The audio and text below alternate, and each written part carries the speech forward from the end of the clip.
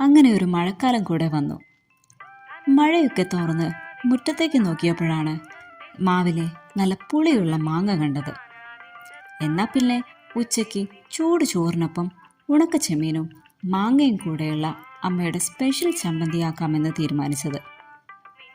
ആദ്യം ചുട്ടെടുത്ത വറ്റൽമുളക് അരച്ചു, മാങ്ങ കഷ്ണങ്ങളും ചേർത്തു. കഴുകി വൃത്തിയാക്കിയ ഉണക്കച്ചെമ്മീൻ വറുത്തെടുത്തതാണിത്.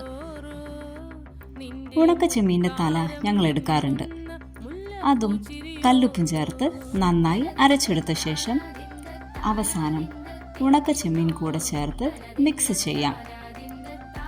അങ്ങനെ നന്നായി ഉടയണമെന്നില്ല, അതിങ്ങനെ കടിച്ച് കടിച്ച് കഴിക്കണം. അവസാനം ഒരു പാത്രത്തിലേക്ക് മാറ്റിയ ശേഷം പച്ച വെളിച്ചെണ്ണ ചേർത്ത് നന്നായി മിക്സ് ചെയ്യാം. നല്ല ചൂട് കഞ്ഞിക്കോ ചോറിനൊപ്പമോ കഴിക്കാവുന്ന കിടിലൻ ചമ്മന്തിയാണിത്.